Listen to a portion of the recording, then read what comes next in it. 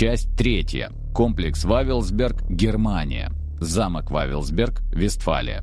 23 июня 1939 года. Средневековый замок треугольной формы был превращен в сердце нового культа СС. Но то, что строили в его подземельях, затмевало любые мистические ритуалы. Здесь, в катакомбах, глубиной 300 метров, вырубленных в скальной породе руками тысяч рабочих, разворачивалась операция «Рагнарёк». Доктор Вернер Гейзенберг шагал по бетонному коридору, освещенному тусклыми лампами, и каждый шаг давался ему с трудом. Не от усталости, а от страха. Нобелевский лауреат, гений квантовой механики, человек, который смотрел в лицо неопределенности Вселенной, и сейчас он дрожал, как школьник перед экзаменом. «Вы привыкнете», – заверил его Зиверс, идущий рядом. «Все привыкают или сходят с ума. Пока что соотношение примерно 50 на 50. Утешительно», – сухо ответил Гейзенберг.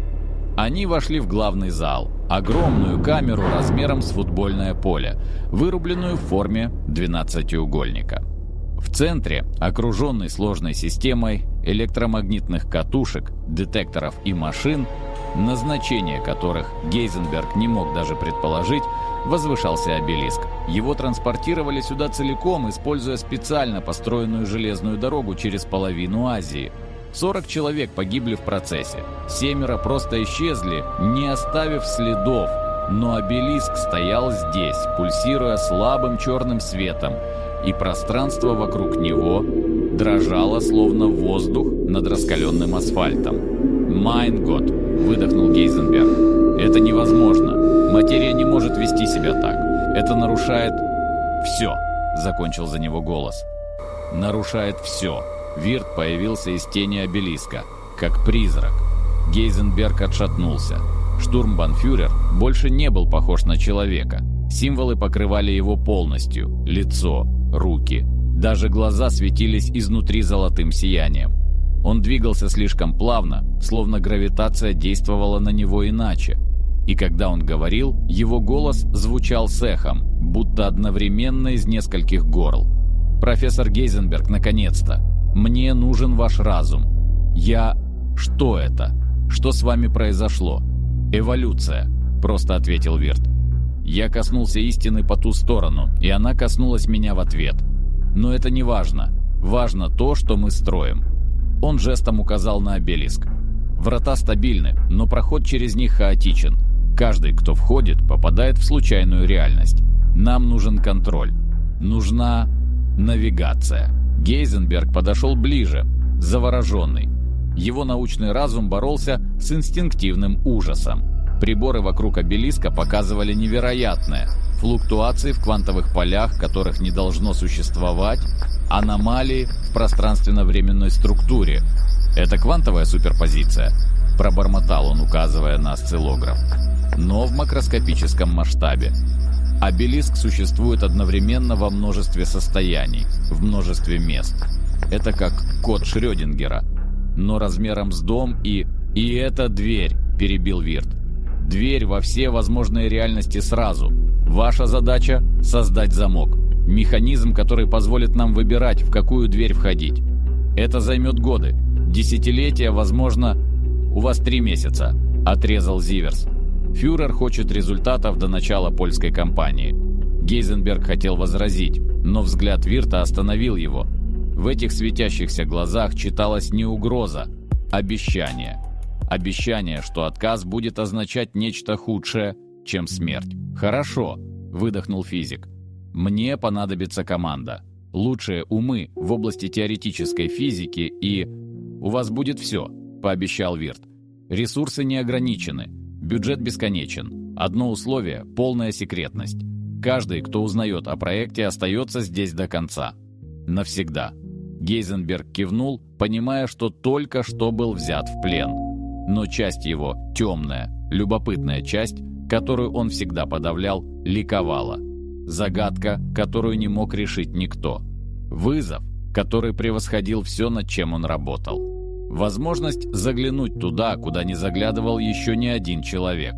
«Когда начинаем?» – спросил он. Вирт улыбнулся, и от этой улыбки по спине Гейзенберга пробежал холодок. Уже начали. Экспериментальный журнал номер 47.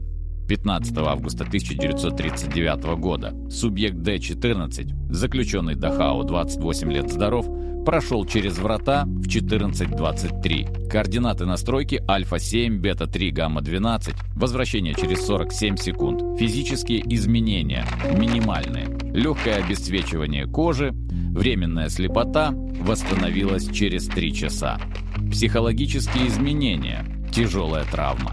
Субъект кричал о небе из глаз и городах, которые дышат. Пришлось применить седативные. Субъект принес образец. Кристаллическая структура неизвестного состава. Анализ показывает элементы, которых нет в таблице Менделеева. Профессор Хан в шоке. Вердикт. Настройки требуют корректировки. Но прогресс налицо. Вирт. Субъект Д-29, заключенная Равенсбрюк, 34 года, здорова, прошла через врата в 09:15. Координаты альфа-12, бета-7, гамма-1, не вернулась. Субъект Д-30, заключенный Заксенхаузен, 41 год, здоров, прошел через те же координаты в 09:47. Вернулся немедленно, в панике. Сообщил, что видел Д-29 в месте без верха и низа, но она была интегрирована в структуру окружающей среды, стала частью стены, живой, кричащей частью стены. Координаты внесены в черный список. Вирт. Субъект Д-51, доброволец СС, штурман Курт Хельм, 23 года, прошел через врата в 22:03. Координаты альфа-1, бета-1, гамма-1, базовая настройка. Возвращение через 6 минут 12 секунд. Субъект вернулся с устройством. Механизм размером с кулак, неизвестного происхождения и назначения. Издает низкочастотный гул. Когда профессор фон Браун попытался его разобрать, устройство активировалось и... Данные удалены по приказу Рейхсфюрер СС. Фон Браун мертв. Помещение изолировано. Устройство перемещено в хранилище максимальной безопасности. Хельм получил награду и повышение. В отчете умолчал важную деталь. Он встретил там кого-то. Сущность, которая говорила с ним. Которая дала ему устройство добровольно. И которая сказала: «Скоро мы придем». Я не сообщил об этом Гиммлеру. Не знаю почему. Возможно, потому что боюсь ответа. Вирт.